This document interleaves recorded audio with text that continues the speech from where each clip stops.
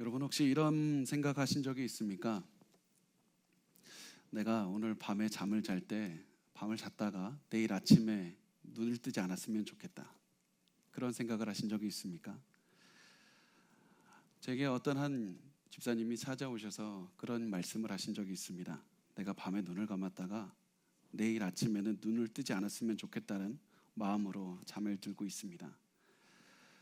참 그 얘기를 하는데 너무나도 안타까웠던 점이 무엇이냐면 이렇게 엄청난 말을, 이렇게 큰 말씀을 하시는데 눈물 하나 흘리지 않고 굉장히 담담하게 말씀을 하셨기 때문입니다. 참 얼마나 힘들었을까, 그 생각이 얼마나 굉장히 눌렀고 얼마나 그 생각이 지속되었으면 이런 말씀도 눈물 하나 흘리지 않고 하실까, 굉장히 마음이 아팠습니다. 그렇게 말씀하시면서 이분은 본인의 사정을 말씀하셨습니다. 그동안에 갑자기 본인이 예상하지도 못하던 갑자기 빚을 지게 되어서 그 돈을 갚기 위해서 몇 년 동안 밤낮 없이 계속해서 일을 했고, 또 집안의 가정을 챙기기 위해서, 자녀들을 키우기 위해서 최선을 다해서 쉬지 않고 일을 했다고 합니다.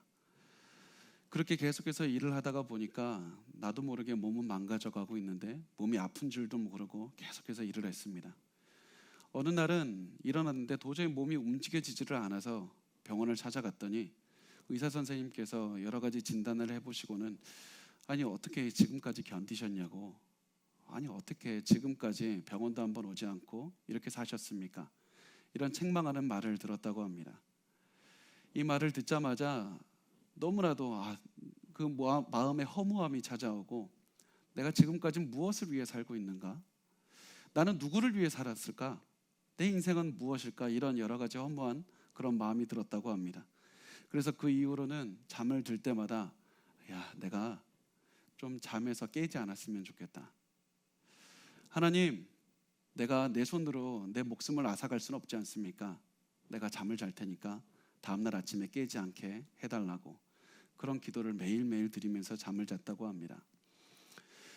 그런데 이렇게 매일매일 이 생각을 하면서 잠을 잤더니 어느 날인가 이러다가 내가 진짜 죽을 수도 있겠다, 내가 내 사랑하는 가족을 두고 죽을 수도 있겠다, 이런 생각이 들었다고 합니다. 너무 무서웠습니다. 그래서 이 마음을 내가 그냥 두면 안 되겠고 누구에게는지 말을 해야 되겠는데 도저히 대화할 상대가 보이지가 않는 겁니다. 친구에게도 말할 수도 없고 가족에게도 말할 수가 없어서 결국엔 저를 찾아왔다고 그렇게 말씀을 하셨습니다. 여러분, 여러분도 이런 마음이 들 때가 있습니까? 정말 열심히 살아가는데 도저히 앞길이 보이지가 않습니다. 세상 살아가는 것이 정말 내 마음 같지가 않고 마음의 위로를 받을 곳도 없고 열심히 살아가는데 내가 너무나도 지칩니다. 이제 그만 좀 지치고 싶고 그만 좀 안식을 취하고 싶은데 도저히 주변에서 나를 위로할 사람도 없고 안심시켜 줄 사람도 없고 나를 안식을 줄 사람도 없습니다. 그래서 더 이상 살아갈 용기가 보이지 않는 겁니다. 더 이상 내가 그 앞에 있는 고난들을 대할 용기가 나지 않아서 이제 그만 살고 싶다, 이런 마음이 든 적이 있습니까? 이런 우리에게 여러분의 꼭 예수님의 말씀을 들으셨으면 좋겠습니다. 예수님이 이렇게 말씀하십니다. 마태복음 11장 28절을 우리 같이 읽겠습니다. 시작. 수고하고 무거운 짐진 자들아 다 내게로 오라, 내가 너희를 쉬게 하리라. 수고하고 무거운 짐을 졌으니까 내게로 오라고 말씀합니다. 예수님께로만 가면 쉬게 해주시겠다고, 예수님께로만 가면 마음의 여러 가지 어려움을 쉬게 해주시고 안식을 체험하게 해주시겠다고 말씀을 합니다. 그래서 우리는 이 말씀을 굉장히 사랑합니다. 그런데 많은 사람들이 이 말씀 앞에서 단순히 그냥 그 말씀의 깊이를 체험하지 못하고 돌아설 때가 너무나도 많습니다. 사람들은 이 말씀을 볼 때 이렇게 생각합니다. 예수님이 주시는 거는 그냥 마음의 위로지 않을까? 마음이나 위로와 받지 않을까? 결국 종교를 믿는 이유가 무엇이냐? 마음의 평안을 받기 위해서. 현실은 아무것도 바뀌지 않는데 그냥 마음이나 위로받고 편하게 하기 위해서 예수 믿는 것 아닌가? 예수님께 가면 기도하면 마음이나 편안하게 해주시겠지, 이런 마음으로 우리가 이 말씀을 대할 때가 참 많습니다. 그리고선 계속해서 체념합니다. 그런데 예수님께서 오늘 말씀을 통해서 주시는 것은 단순히 마음의 위로가 아닙니다. 단순히 마음의 위로가 아니라 예수님께서는 더 많은 더 깊은 것들을 주시겠다고 말씀을 합니다. 그래서 여러분, 오늘 우리가 예수님께서 주시는 그 안식을 생각하면서 그 안식이 도대체 무엇일까? 예수님께서 주시겠다고 약속하는 그 안식이 무엇일까? 우리가 같이 한번 생각하면서 오늘 말씀을 들었으면 좋겠습니다. 오늘 우리가 말씀을 그 예수님께서 주시는 안식에 대해서 이해하기 위해서는 단순히 이 말씀이 아니라 창세기 1장에 창조하시는 그 이야기로 우리가 돌아가야 됩니다. 우리가 그 창세기 1장에서부터 시작해서 하나님께서 주시는 안식이 무엇인지 우리 같이 살펴보도록 하겠습니다.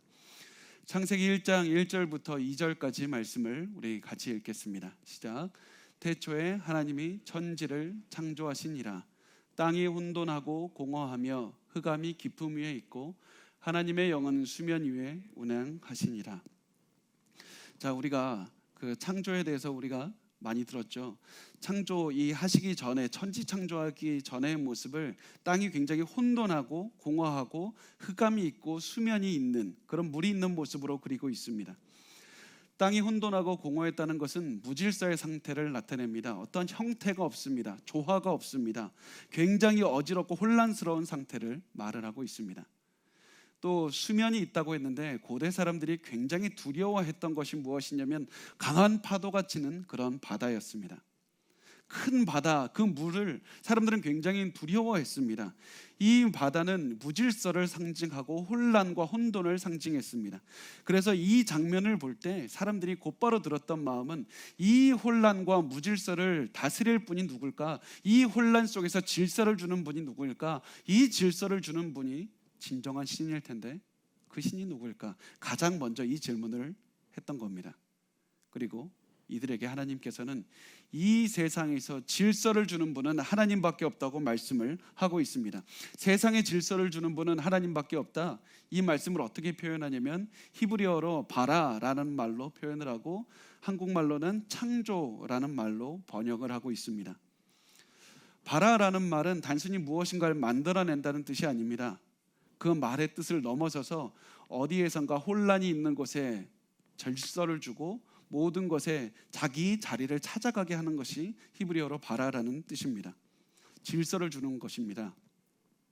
하나님께서 분명히 무에서 유를 창조하신 것은 맞지만 창세기 1장에서 제시하고 있는 그 질문은 누가 이 세상에 혼돈의 세상에 질서를 주실 것인가? 이것이고 하나님께서는 이 바라라는 말씀을 통해서 이 세상에 질서를 주는 분은 하나님이다. 이 말씀을 하셨습니다. 그래서 하나님께서는 물을 모으셔서 바다를 만드셨고 무틀 드러내게 하셨고 하늘을 나타내셨고 여러 가지들을 다 질서를 세우셨습니다. 이렇게 하나님께서는 질서를 곳곳에 세우신 다음에 굉장히 중요한 것을 하셨습니다. 우리 창세기 2장 1절에서 2절까지의 말씀을 우리 같이 보겠습니다. 시작. 천지와 만물이 다 이루어지니라.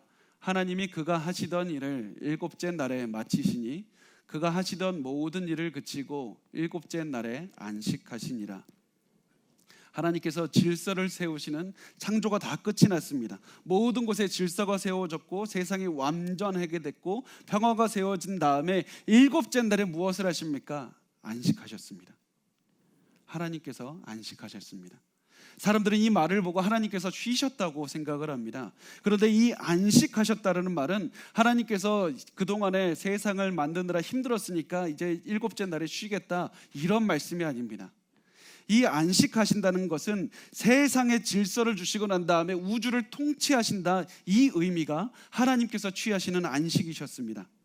하나님께서 온 우주의 왕이 되시고 온 세상에 다스리시고 온 우주를 다스리고 계신다는 것이 바로 안식입니다. 그래서 창조의 일곱째 날 하나님께서 안식하시는 이 날은 단순히 하나님께서 창조 6일 동안 하신 다음에 있어도 되고 없어도 되는 그런 일곱째 날을 붙이는 것, 그런 부록 같은 말씀이 아닙니다. 창세기에서 이 창조에서 하나님께서 천지를 창조하시고 안식하셨다, 이 말씀이 바로 창조 이야기에서 가장 중요한 곳입니다. 창조의 절정이고 가장 중요한 날입니다. 그동안의 창조 6일 동안에 있었던 이유가 무엇이냐면 바로 이 창조 일곱째 날 때문입니다. 하나님께서 천지를 창조하시고 결국에서는 이 우주에 앉으셔서 우주를 다스리고 계신다, 우주를 통치하고 계신다, 이것이 바로 하나님께서 안식하신다는 그 말씀입니다. 그래서 우주의 왕좌에 앉아서 다스리고 계신다는 뜻이 안식하신다는 뜻인데, 그래서 일곱째 날을 보면 다른 날들과는 다르게 저녁이 되고 아침이 되니 이는 첫째 날이니라 둘째 날이니라 이런 말씀을 하지 않습니다. 왜냐하면 하나님의 지금 통치하심은 지금까지 계속되고 있기 때문입니다. 하나님은 지금까지도 다스리고 계십니다. 하나님께서는 지금까지 안식을 통해서 하나님의 통치는 오늘날까지도 지속이 되고 있습니다. 그리고서는 하나님께서 인간에게 이 땅을 대리해서 다스리라고 말씀을 하셨습니다. 하나님의 완벽한 통치가 있는, 완벽한 안식이 있는 그 땅에 하나님께서 인간을 대리자로 세우시면서 세상을 다스리라고 말씀을 하셨습니다. 이때 사람들이 했어야 되는 것은 하나님께 순종하면서 그 안식을 누리면서 살아가는 것이 사람들에게 주어진 그런 삶이었습니다. 그래서 사람들은 하나님께 순종하고 찬양하면서 하나님을 높이면서 살아갈 수가 있었습니다. 그런데 무엇이 문제가 됐습니까? 사람들은 불순종했고 죄를 지었고 그래서 결국 에덴 동산에서 쫓겨나게 됐는데 그것이 바로 안식에서 더 이상 안식을 누리지 못하고 살아가고 있게 되는 것이었습니다. 이후로 사람들은 굉장히 열심히 노력합니다. 열심히 살아갑니다. 최선을 다해서 살아갑니다. 무엇인가든 내가 열심히 다해서 하는데 그 인간의 안타까운 운명이 무엇입니까? 아무리 열심히 해도 내가 안식을 누리지 못하는 겁니다. 아무리 열심히 해도 내가 안심이 되지가 않습니다. 아무리 돈을 벌어도, 아무리 명성을 쌓았는데 내 가슴속에 허전함이 너무나도 가득하게 있는 것이 인간의 운명입니다. 이것이 바로 인간이 처하는 삶이었고, 하나님께서는 이 삶을 그대로 보지 않으시고 자비가 많으시고 은혜가 많으신 하나님은 인간에게 다시 한번 안식을 얻게 하실 기회를 주셨습니다. 그때가 언제냐면 이스라엘 백성이 애굽에서 나와서 광야를 다니고 있을 때 만나를 주시면서 하신 말씀에서 드러납니다. 우리 출애굽기 16장 4절 말씀을 우리 같이 읽겠습니다. 시작. 그때 여호와께서 모세에게 이르시되 보라, 내가 너희를 위하여 하늘에서 양식을 비같이 내리리니 백성이 나가서 일용할 것을 날마다 거둘 것이라. 이같이 하여 그들이 내 율법을 준행하나 아니하나 내가 시험하리라. 하나님께서 만나를 주십니다. 하늘에서 음식을 내려주시는데 이 음식을 하나님께서 매일매일 내려주셨고 사람들은 이 만나를 거두기 위해서 매일 나갔어야만 됐습니다. 사람들이 내가 내일 나가고 싶지 않으니까 오늘 좀 더 많이 거둬서 내가 며칠 동안 안 나가야 되겠다, 이렇게 할 수가 없었습니다. 사람들은 그날 먹을 양식을 그날 얻기 위해서 매일매일 나가서 만나를 거두어 왔습니다. 게다가 더 중요한 것은 하나님께서 단순히 이 먹을 만나의 양을 정해놓지 않으셨다는 겁니다. 어떤 사람은 그 성인이니까 만나를 2-3개 먹고 아동은 하나만 먹고 이렇게 정하지 않으셨습니다. 각 사람이 필요한 만큼 만나를 그 날에 먹을 양만큼 가져오게 하셨습니다. 그래서 그 사람은 그 먹을 양을 너무나도 충분히 구할 수가 있었습니다. 이게 출애굽기 16장 17절에서 18절에 나옵니다. 우리 같이 읽겠습니다. 이스라엘 자손이 그같이 하였더니 그 거둔 것이 많기도 하고 적기도 하나 오멜로 되어 본즉 많이 거둔 자도 남음이 없고 적게 거둔 자도 부족함이 없이 각 사람은 먹을 만큼만 거두었더라. 하나님께서 모든 사람에게 필요한 만큼 다 나눠주셨습니다. 모든 사람이 원하는 만큼 다 나눠주셨습니다. 그 대신 어느 정도를 주셨냐면 그 사람이 그날 하루에 필요한 양만큼만 주신 겁니다. 하루에 먹을 것만 가져가게 하셨습니다. 그런 다음에 그 모든 필요에 충족을 하신 다음에 너무나도 중요한 것이 있었는데 다만 7째 날은 예외였습니다. 7째 날에 안식일에는 그 만나를 거두러 밖으로 절대 나가지 마라, 이렇게 말씀하셨습니다. 출애굽기 16장 5절 말씀을 우리 같이 보겠습니다. 시작. 6째 날에는 그들이 그 거둔 것을 준비할지니 날마다 거두던 것에 갑절이 되리라. 하나님께서 6째 날에는 그 평소에 거둔 것에 2배를 줄 테니까 너 그날에는 그 2배를 가져가고 7째 날에는 반드시 안식해라. 반드시 그 만나를 가지러 나오지 말라, 이렇게 말씀하셨습니다.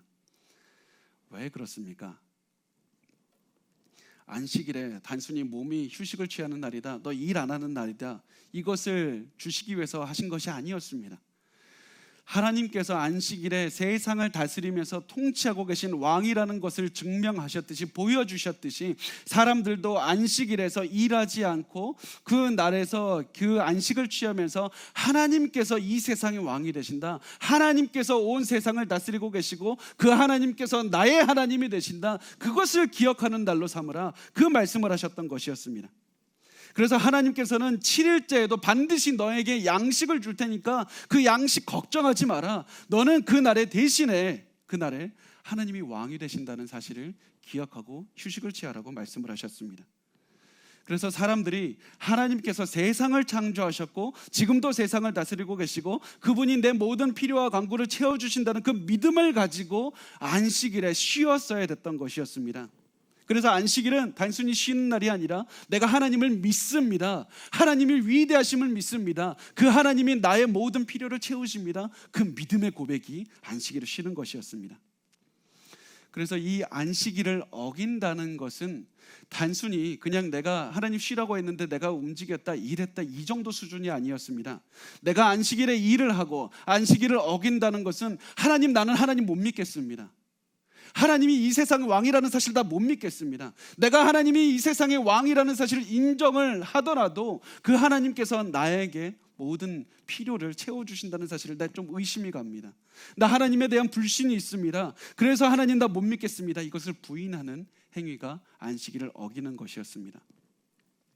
그래서 하나님께서는 반드시 안식일을 지키라, 반드시 안식일을 지키라, 너 어떻게 해서든지 안식일을 지키라고 말씀을 하셨던 것이었습니다. 이것이 바로 하나님께서 우리에게 안식을 주시는 방식이었습니다. 하나님께서 우리에게 안식을 주시는 방식은 단순히 우리가 하루 그냥 먹고 놀고 자고 쉬어라 이것이 아니라 그 하루에 하나님의 그 위대하심과 하나님께서 나를 지키심을 믿고 그 믿음을 가지고 살아내는 것이 바로 하나님께서 우리에게 주시는 안식이었습니다. 그리고 그 하나님께서는 이 안식이 너무나도 중요했기 때문에 단순히 소수의 몇 사람만 지키기를 원하지 않으셨습니다. 우리 신명기 5장 14절 말씀을 우리 같이 읽어보겠습니다. 시작. 일곱째 날은 내 하나님 여호와의 안식일인즉 너나 내 아들이나 내 딸이나 내 남종이나 내 여종이나 내 소나 내 나귀나 내 모든 가축이나 내 문 안에 유하는 객이라도 아무 일도 하지 못하게 하고 내 남족이나 내 여종에게 너같이 안식하게 할지니라. 아멘. 여기서 열거된 많은 사람들이 있지 않습니까? 이 사람들이 그냥 열거된 것이 아니라 사회에서 가장 하층 계급이었고 가장 소외된 사람들이었고 가장 가난했던 사람들이었습니다.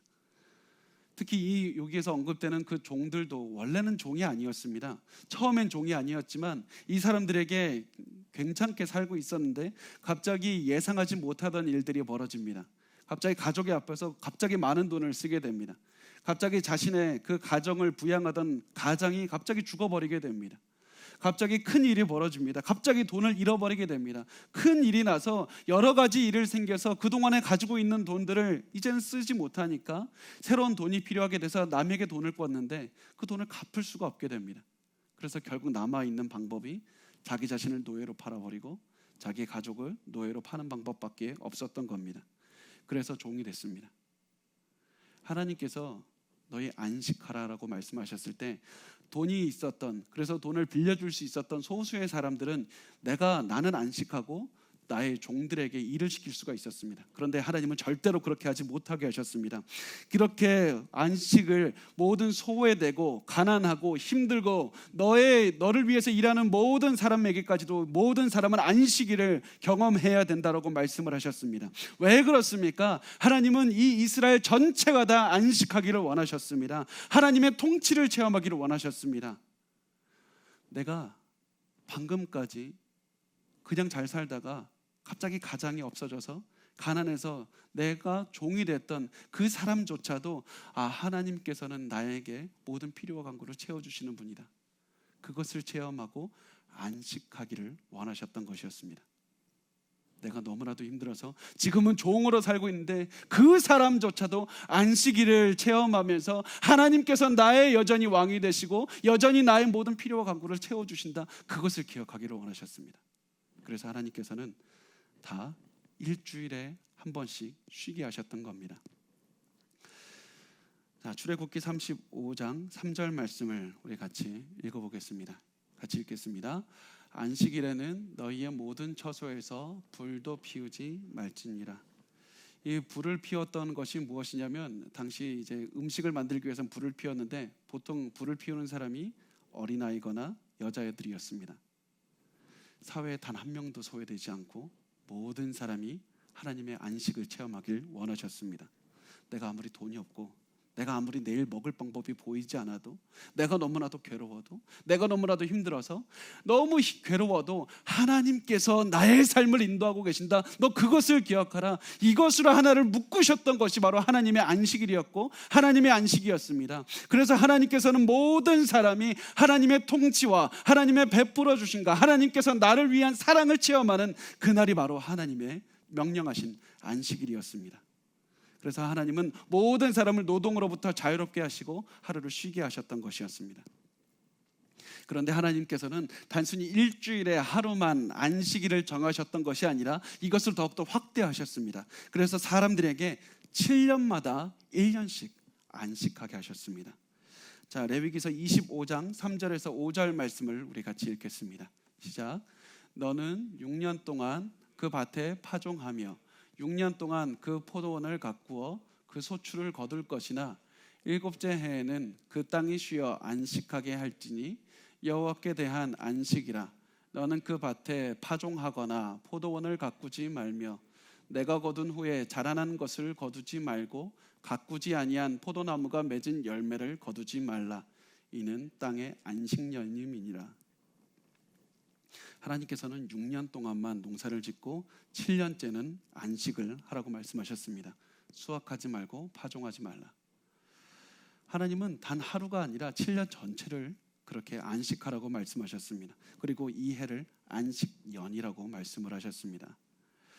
이 해에는 평소처럼 사람들이 수확하고 그렇게 파종하는 것이 아니라 그 땅을 그대로 남겨둬야 됐습니다. 그렇게 그 땅을 그대로 남겨두면 그 땅에서 그 수확물들이, 곡식들이 자라날 것이고, 그 곡식들을 거두지 않았을 때 그렇게 두면 가장 그 사회에서 돈이 없는 사람들, 가난한 사람들, 땅이 없는 사람들은 그 땅에서 낳은 소출을 보면서 매일매일 따서 먹을 수 있게 그렇게 하셨습니다. 하나님께서는 이 모든 사람들에게 나를 믿고 이 안식년에 안식을 하라고 말씀을 하셨습니다. 그런데 여러분, 만약에 하나님께서 너희 7년 동안은 7년째는 일하지 말고 안식해라, 쉬어라 라고 말씀을 하시면 여러분 좋겠습니까? 불안하시겠죠. 하나님, 내가 이제 뭐 먹고 삽니까? 7년 동안에 나에게 그렇게 베풀어 주신다는 보장이 어디 있습니까? 굉장히 불안할 겁니다. 그래서 사람들도 굉장히 불안했습니다. 사람들이 이렇게 얘기를 합니다. 1년 내내 수확하지 않으면 나 뭐 먹고 삽니까? 나 도대체 뭐 먹고 삽니까? 그럼에도 불구하고 하나님께서는 내가 너에게 베풀어 줄 테니까 그 믿음을 가지고 반드시 안식을 하고 쉬라고 말씀을 하셨습니다. 하나님께서 필요한 양만큼의 양식을 주실 것이니까 그 하나님을 믿고 세상을 움직여 가시는 하나님을 믿고 쉬라고 말씀하셨습니다. 사람들은 또 이렇게 질문합니다. 하나님, 내가 쉬는 것까지는 어떻게 해보겠는데 내가 지금 빚이 있습니다. 내가 일을 안 하면 빚쟁이들이 찾아와서 돈 달라고 할 텐데 나 어떻게 해야 됩니까? 나 빚을 어떻게 합니까? 이때 하나님께서는 이것에 대한 응답으로 안식년에는 모든 빚을 다 탕감해 주라고 말씀을 합니다. 엄청난 말씀입니다. 신명기서 15장 3절 말씀을 우리 같이 읽어보겠습니다. 이방인에게는 내가 독촉하려니와 내 형제에게 꾸어준 것은 내 손에서 면제하라. 하나님께서 모든 빚을 면제해 주라고, 너가 지금까지 가지고 있는 그 모든 빚이 있다면 그것을 다 면제해 주라. 안식년이 되면 다 면제해 주어라. 왜 그렇습니까? 가난한 사람들의 입장에서 살펴보면 내가 안식년에 쉬고 있는데 아무리 쉬기 때문에 돈이 없습니다. 돈을 이 사람들에게 빨리 가서 돈 갚으라고 하면 돈을 갚을 방법이 없습니다. 그래서 하나님께서는 가난한 사람이라고 할지라도 돈을 갚을 수 있는 만큼은 다 갚고, 그리고 나머지는 다 변제해 주고 용서해 주라는 말씀입니다. 이스라엘 사람들은 이 말을 이해하지 못했습니다. 우리도 그 말을 이해하지 못하지 않습니까? 하나님, 어떻게 그럴 수가 있습니까? 하나님, 그냥 땅 파서 돈 생기는 게 아니지 않습니까? 어떻게 그걸 다 변제해 주라고 하십니까? 내가 열심히 이렇게 해서 돈을 벌었는데 왜 돈을 받지 말라고 하십니까? 그런데 하나님께서 사람들에게 7년마다 한 번씩 그 빚을 변제해 주라고 하셨던 이유가 여기 있습니다. 신명기서 15장 4절에서 5절 말씀입니다. 우리 같이 읽겠습니다. 내가 만일 내 하나님 여호와의 말씀만 듣고 내가 오늘 내게 내리는 그 명령을 다 지켜 행하면 내 하나님 여호와께서 내게 기업으로 주신 땅에서 내가 반드시 복을 받으리니 너희 중에 가난한 자가 없으리라. 너희 중에 가난한 자가 없으리라. 너희 중에 가난한 자가 없으리라. 너희 중에 가난한 자가 없으리라. 너희가 만약에 가난한 사람들에게 계속해서 그 돈을 요구한다면, 내가 그동안에 이제는 잘 살았는데 이제는 아버지가 없어서 이제는 돈을 벌 사람이 없습니다. 계속해서 가정에 환자가 있어서 돈이 계속해서 들어갑니다. 돈이 벌 방법이 없는데 계속해서 돈을 요구한다면 그 사람은 새로 시작할 방법이 없습니다. 그래서 그 가난이 계속해서 대물림이 되고 대물림이 되고 대물림이 됩니다. 그래서 하나님께서는 너가 이 사람들의 빚을 탕감해 주어라. 7년마다 그 빚을 탕감해 주어라. 왜 그렇습니까? 사람들이 어떻게 이렇게 말씀을 하실 수 있습니까? 이렇게 말씀을 할 때 하나님께서는 너희가 과거에 애굽에 있을 때의 모습을 생각해라. 너희가 애굽에서 노예 생활할 때 아무도 너희를 상관하지 않았지만 내가 너희를 찾아가서 너희를 구원해 주었고 너희의 모든 사랑으로 베풀어 주었고 너희가 모든 필요한 것들을 베풀어 주지 않았느냐. 나를 믿고 그 사람들의 빚을 탕감해 주라고 말씀을 했습니다. 너희가 가장 가난할 때 내가 너희 재산이 되어 주었고 너희가 가장 힘들 때 내가 너희를 도와주지 않았느냐. 그래서 너희에게 새로운 시작을 내가 주었으니까 너희도 다른 사람을 새롭게 할 수 있는, 새로운 시작을 줄 수 있는 그런 인생을 살아라. 너희 중에 가난한 자가 없으리라. 너희 중에 가난한 자가 없으리라. 너희 중에 가난한 자가 있느냐? 너희 중에 가난한 자는 절대 없어야 된다. 그래서 하나님께서는 7년마다 하나님께서 새로운 기회를 주셨던 겁니다. 새로 시작해라. 새로 시작할 수 있다. 할 수 있다. 새로 시작을 하라고 말씀을 하셨던 겁니다. 그래서 안식년에 안식을 하면서 빚을 탕감해 주면서도 기뻐하는 것이 바로 하나님께서 세상을 통치하시고 하나님께서 나의 삶을 인도하신다는 것을 믿음으로 살아내는 방법이었습니다. 이것이 바로 사람들이 안식을 체험하는 방법이었습니다. 하나님은 단 한순간도 안식년이니까 아무것도 하지 말고 집에서 쉬어라 이렇게 말씀하신 것이 아니라 하나님을 믿고 하나님의 그 안식을 살아내라. 하나님을 믿고 그 삶을 살아내는 것이 바로 하나님께서 원하시는 안식의 삶이었습니다. 그런데 여기서 하나님의 그 안식의 기쁨은 여기서 끝이 나지 않습니다. 하나님은 한 걸음 더 나아가게 하십니다. 여기서 더 발전하게 하십니다. 그것이 바로 희년입니다. 자, 레위기서 25장 8절에서 10절 말씀을 우리 같이 읽겠습니다.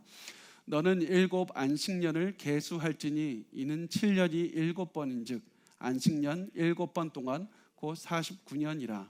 7째 달 열흘날은 속죄일이니 너는 뿔나팔 소리를 내되 전국에서 뿔나팔을 크게 불지며 너희는 50년째 해를 거룩하게 하여 그 땅에 있는 모든 주민을 위하여 자유를 공포하라. 이 해는 너희에게 희년이니 너희는 각각 자기의 소유지로 돌아가며 각각 자기의 가족에게로 돌아갈지며. 하나님께서는 안식년에 안식의 절정으로 희년을 선포하셨습니다. 희년이 무엇이냐면 7년 안식년이 7번 지낸 49년 그 다음에 50년째 되던 해가 희년이었습니다. 이 희년에 속죄일이 있었는데 속죄일이 무엇이냐면 이스라엘 사람들의 모든 죄를 가지고 하나님께 다 용서를 받는 날이었습니다. 대제사장이 하나님 앞에 지성소에 들어가서 그 모든 죄를 다 속죄받는 날이었습니다. 이때 하나님께서는 단순히 속죄를 선포할 뿐만 아니라 희년을 선포하게 하셨습니다. 희년에 그때까지는 그 사람들이 억압하던 그 모든 것들을 다 자유롭게 하셨습니다. 그래서 그 희년이 되면 사람들은 그동안에 자기를 억압하던 그 모든 빚이 탕감이 되었고 자기들이 모든 일에서 쉼을 얻었고 또 노예로 다 살던 사람들이 이제 가족에게로 돌아가게 되었습니다. 그리고 그동안에 팔아서 내가 이제 땅이 없었던 사람은 그 땅을 다시 회복하게 하셨던 것이 희년이었습니다. 하나님께서는 이 희년에 사람들이 새로 시작할 수 있는 그런 시간을 주셨던 겁니다.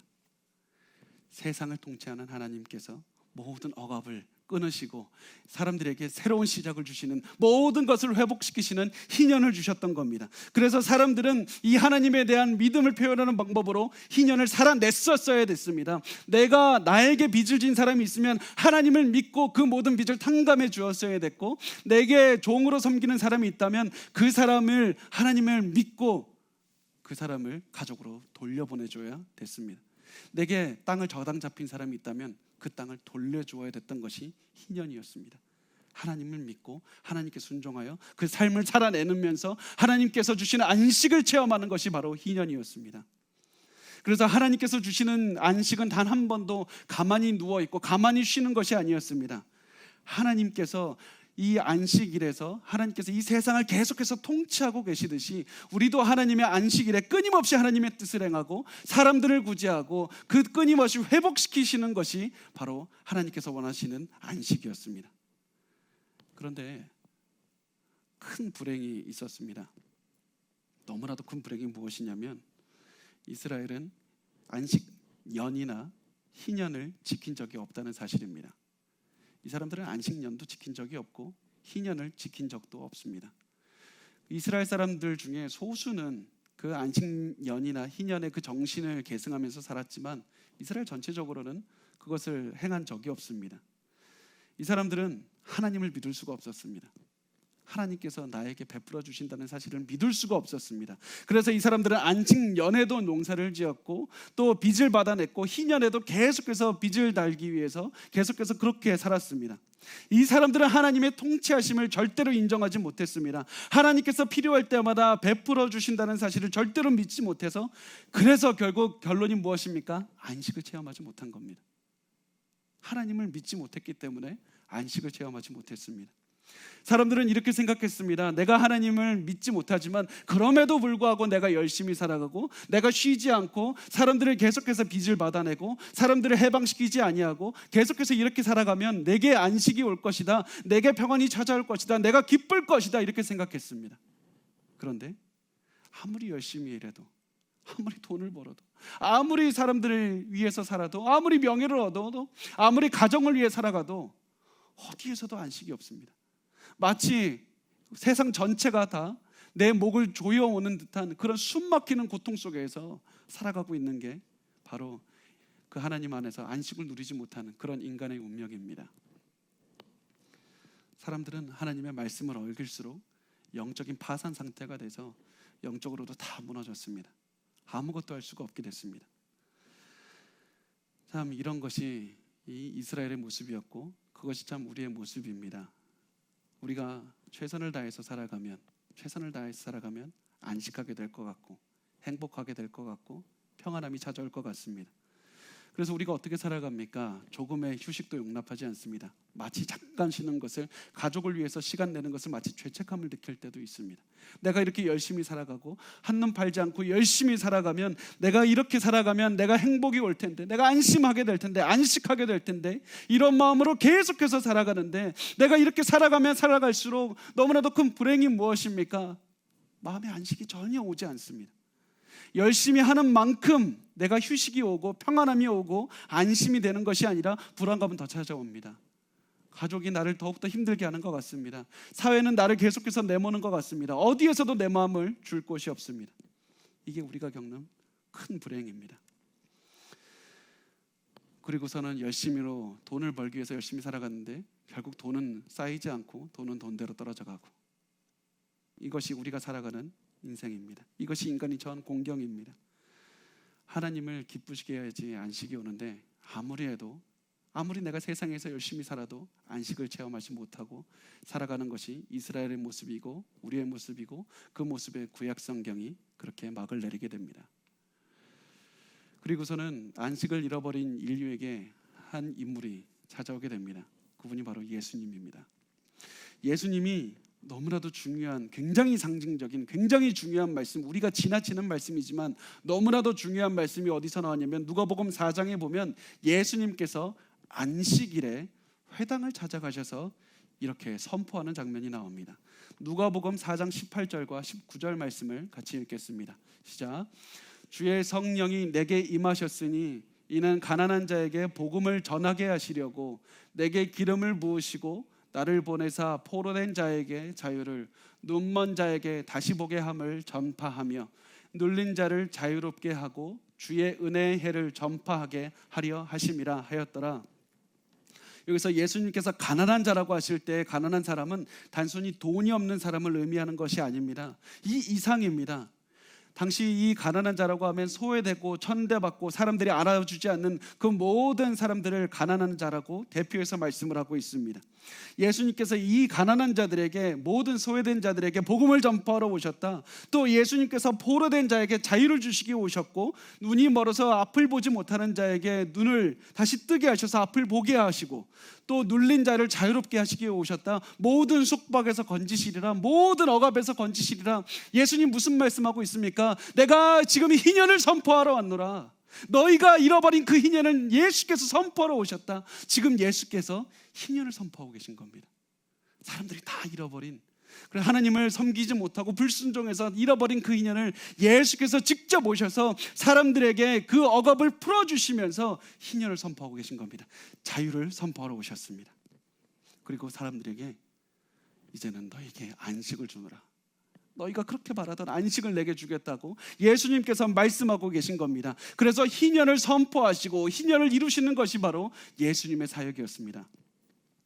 예수님은 그래서 이렇게 말씀하신 다음에, 희년을 선포하신 다음에 곧바로 무엇을 하셨냐면, 곧바로 마귀에게, 억압을 당하는 자를 찾아가서 마귀에게서부터 구원해 주셨고, 질병으로부터 억압을 당하는 자를 찾아가셔서 질병으로부터 자유함을 주셨습니다. 너무나도 힘들고 모든 것이 묶여있는 자들에게 계속해서 찾아가셔서 자유함을 주셨습니다. 예수님이 가는 곳마다 안식이 있었습니다. 예수님이 가는 곳마다 희년이 선포가 되었습니다. 예수님께서 계속해서 가시는 곳마다 안식을 선포하시고 자유를 선포하셨습니다. 그래서 예수님께서는 이렇게 말씀하시면서 사람들에게 선포하셨습니다. 마태복음 11장 28절 말씀을 우리 같이 읽겠습니다. 시작. 수고하고 무거운 짐진 자들아 다 내게로 오라. 내가 너희를 쉬게 하리라. 예수님께서 이 말씀은 단순히 내가 너희를 쉬게 하겠다, 마음의 평안을 주겠다, 이 말씀이 아닙니다. 하나님께서 천지를 창조하신 다음에 안식하셨듯이 너희에게도 그 안식에 참여하게 하리라. 너희가 그 안식에 참여하게 하리라. 하나님께로 가면, 예수님께로 가면 이 하나님께서 통치하심을 체험하게 하시리라. 그러니까 너희들은 그 예수를 믿고 하나님을 믿고 하나님의 말씀에 순종하여 하나님께서 주시는 그 안심하며 안식을 누리면서 살아가라고 그 말씀을 하신 것이었습니다. 예수께서 지금 너희를 억압하는 모든 고난과 죄와 사망의 권세에서 내가 너희를 자유케 하리라. 모든 고통에서 자유케 하리라. 예수께서 이런 엄청난 선포를 하셨던 겁니다. 수고하고 무거운 짐진 자들아 다 내게로 오라. 내가 너희를 쉬게 하리라. 예수께서 이렇게 엄청난 고백을 하실 수 있고 엄청난 선포를 하실 수 있는 이유가 무엇인지 아십니까? 예수님께서는 단순히 한 인간이 아니기 때문입니다. 예수님께서는 창세기 1장에 등장하는 천지를 창조하신 그 창조주이시기 때문에 이렇게 선포하실 수가 있었던 겁니다. 그래서 이 만왕의 왕이신 천지를 창조하신 예수님께서 이렇게 말씀을 하십니다. 마태복음 12장 8절 말씀에 같이 읽어보겠습니다. 시작. 인자는 안식일의 주인이니라 하시니라. 예수님이 안식일의 주인이라고 하십니다. 왜 그렇습니까? 천지를 창조하시고 제7일에 안식을 하신 그 하나님께서 바로 예수님 자신이기 때문입니다. 창조주가 바로 예수 그리스도시기 때문에 내가 안식일의 주인이다. 내 말을 듣고 내 말에 순종하면 너희가 하나님께서 베풀어 주시는 그 은혜를 체험할 것이고 진정한 안식을 체험하리라. 세상을 통치하시는 하나님을 믿고 하나님의 뜻에 따라서 살아가라. 이렇게 말씀을 하셨습니다. 그런데 너무나도 이 예수님을 따르는 자들에게 혼란이 오는 일이 있었습니다. 예수님께서 이렇게 선포하신 다음에 사람들은 예수님을 많이 따랐습니다. 내가 저분을 따르면 안식하게 되겠다. 내가 저분을 따르면 내가 고통에서 이겨낼 수 있겠다. 이런 생각으로 사람들은 따랐습니다. 그런데 문제가 무엇입니까? 예수님께서 십자가에서 죽으셨다는 데 있습니다. 저 예수조차도 죽음 앞에 무릎을 꿇는구나. 저 예수조차도 죽어버렸구나. 사람들은 절망하고 굉장히 낙담했습니다. 사람들은 좌절했습니다. 근데 사람들은 예수님의 그리고 계신 큰 그림을 보지를 못했던 겁니다. 예수님께서 언제 죽으셨는지 여러분 기억하십니까? 금요일에 죽으셨습니다.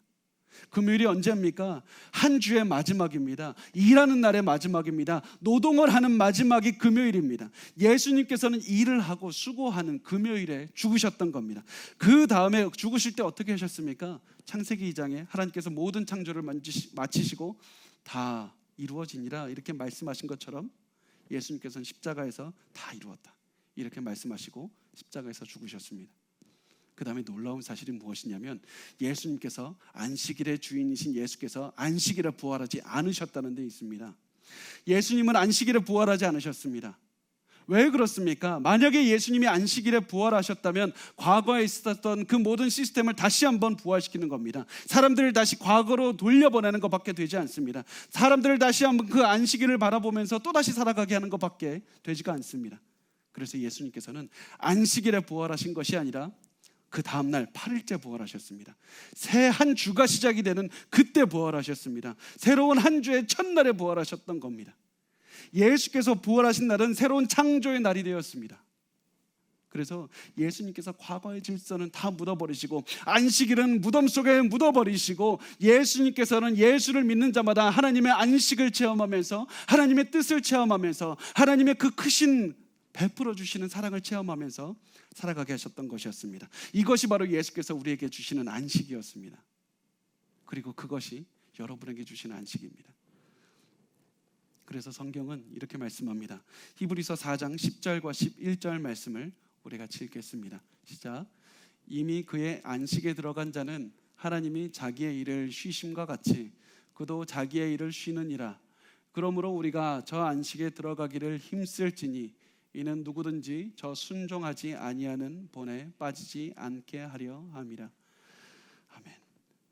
우리가 이미 하나님의 안식에 들어가 있습니다. 하나님이 주시는 안식은 언젠가 나중에 천국에 가면, 언젠가 지금 이 세상에서 고통과 고난과 너무나도 고통 속에서 살아가다가 결국 언젠가 천국 가면 안식을 체험하겠지, 이런 것이 아닙니다. 하나님께서는 우리에게 주시는 것은 이 땅에서 우리가 예수 그리스도를 따라서 순종하며 살아갈 때 하나님의 안식을 체험하게 하십니다. 하나님의 안식을 지금 체험할 수 있는 겁니다. 언제냐면 단순히 우리가 쉬고 단순히 누워있을 때가 아니라 하나님의 뜻에 순종할 때. 그래서 성경은 우리에게 하나님의 안식에 들어가기 위해 힘쓰라, 하나님의 안식에 들어가기 위해 힘쓰라. 저 과거의 이스라엘 사람들의 그 모습처럼 불순종해서 하나님의 안식을 잃어버리면 그렇게 살아가는 것이 아니라 하나님의 안식에 들어가기를 힘쓰라. 우리가 하나님을 믿지 못하면, 하나님을 따라서 순종하며 살아가지 못하면 안식을 체험하지 못하지만 하나님의 안식을 체험하면서 우리가 순종하면서 살아갈 때 하나님께서 왕이 되신 하나님께서 우리의 삶을 인도하신다, 그 안식함을 체험하게 하실 것입니다. 여러분, 계속해서 강조드리지만 오해하지 마십시오. 우리가 안식해야 된다고 말했을 때 당장 집에서 그냥 쉬라, 아무것도 하지 말라, 이것이 아니었습니다. 하나님께서는 안식일에 세상을 계속해서 통치하고 이 질서를 유지하시는 것과 같이 우리도 하나님의 뜻을 행하고 하나님께서 원하시는 것을 계속해서 세상에서 살아내는 것이 바로 하나님의 안식을 체험하는 것입니다. 하나님께서 우리에게 원하시는 것은 이 세상이 내가 노력해서, 내가 능력이 있어서, 내가 주인공이고 내가 가운데 있고 내가 하면 다 된다, 이것이 아니라 하나님께 주권을 이해하고 하나님의 능력을 체험하며 이 세상이 결국은 하나님이 중심이 되신다, 나의 인생은 나에 관한 것이 아니라 하나님에 관한 것이다, 이것을 체험하면서 그것을 인정하며 그것을 매일매일 살아내는 것, 그것이 바로 하나님께서 주시는 안식의 의미입니다. 내가 세상이 중심이 아니라 하나님이 중심이다. 그래서 하나님의 말씀을 듣고 하나님의 말씀을 체험하며 매일매일 내가 살아가는 것, 하나님을 믿고 살아가는 것이 바로 하나님께서 주시는 그 안식입니다. 그때 하나님께서 안식을 체험하게 하십니다. 그래서 여러분, 어디를 가시든지 하나님을 찬양하십시오. 아무리 내가 돈이 없어도 하나님을 찬양하십시오. 내가 아무리 몸이 아파도 하나님께서 나의 몸을 만지시는 분이라는 사실을 증거하면서 살아가시기 바랍니다. 이 천국이, 하나님께서 이 천지를 창조하신 하나님께서 오늘날 나의 삶도 인도하고 계신다. 여러분, 그것을 기억하셨으면 좋겠습니다. 우리가 이렇게 생각합니다. 내가 마음에 안식이 없을 때, 내가 오늘 하루 그냥 쉬면, 한 달 쉬면 내가 마음의 안식이 찾아오겠지? 여러분, 장담 드리건대 그렇지 않습니다. 내가 한 달 쉬고 1년을 쉰다고 할지라도 더 많이 마음은 다운이 될 것이고 더 내 마음에 있는 안식과 평안함은 다 사라질 겁니다. 하나님께서 우리에게 주시는 안식은 하나님을 믿고, 하나님께서 오늘도 나와 함께 하신다는 사실을 믿고 그 하나님의 뜻을 오늘도 행하면서 살아가는 것, 그때 하나님이 주시는 안식을 체험할 수가 있습니다. 그래서 어딜 가든지 하나님을 찬양하십시오. 하나님을 높이십시오. 제가 그 설교를 시작할 때 그 소개해드렸던 그분 기억하십니까? 그분께 제가 기도하다가 그 말씀을 들었을 때는 같이 기도하고 그러고서는 헤어졌습니다. 그런데 제가 기도할 때 그분을 자꾸 찬양 예배로 이끌어야 되겠다, 그런 마음이 있어서 어느 날 그분을 찬양 예배로 오시라고 그렇게 말씀을 드려서 같이 찬양으로 예배를 드렸었습니다. 그분은 처음에 왜 이렇게 나를 예배로 부르실까 이렇게 의문을 가졌지만 찬양을 바로 옆에서 드리는 그 모습을 보면서 제가 깨달을 수 있었던 것은 하나님께서 만지고 계시다는 사실을 제가 체험할 수가 있었습니다. 이분이 내가 너무나도 힘들어서, 내가 너무 죽고 싶고 내가 너무 힘들 때 나 자신을 바라봤더니 아무런 소망도 없고 안식도 없었는데 이 찬양을 통해서 하나님을 찬양하고 하나님을 바라보고, 내 인생의 중심은 내가 아니라 하나님이십니다, 내가 끝까지 하나님을 바라보면서 하나님을 위해서 살아가기로 결단합니다, 그렇게 마음을 다잡고 하나님께 찬양을 드릴 때 하나님께서 그 마음을 만지시고 회복시키셨던 것이었습니다. 이분이 느꼈던 안식이 무엇이냐면, 내가 너무나도 힘들 때 아무리 내 삶을, 내 세상 주위를 쳐다봐도 아무도 나를 바라봐주는 사람이 없고 아무도 내 마음을 인정해 줄 사람이 없고 너무나도 외로울 때 하늘을 쳐다봤더니 그때서야 하나님이 나를 쳐다보신다는 것이 아니라 계속해서 나를 하나님께서 바라보고 계셨다, 그것을 체험할 때 진정한 안식이 찾아오는 겁니다. 여러분, 하나님께서 주시는 그 안식을 필요로 하십니까? 하나님을 믿고 하나님의 뜻에 따라 살아가십시오. 내가 하루 종일 잠을 자고 시간을 보내는 것이 아니라 하나님의 뜻을 행하며, 아무리 힘들어도 하나님의 뜻을 행하고, 아무리 내가 내일 어떻게 살아가야 되는지 알지 못할지라도 하나님을 높이고 하나님을 찬양하고 하나님께 감사와 기쁨의 찬양을 드릴 때 우리의 삶은 하나님께서 안식을 주실 것이고, 우리가 오늘 먹을 양식을 주실 것이고, 우리가 내일 먹을 양식까지도 베풀어 주신다는 사실을 체험하게 하시고 이해하게 하시고 우리의 평생을 이끌어 가실 겁니다. 여러분, 절대 두려워하지 마십시오. 절대 두려워하지 마시고, 내가 어떻게 살아가야 될지 알지 못할 때에도 하나님을 기억하시고, 그 하나님께서 오늘도 나의 삶을 인도하신다, 그것을 믿고 하나님의 뜻을 행하면서 살아가셨으면 좋겠습니다.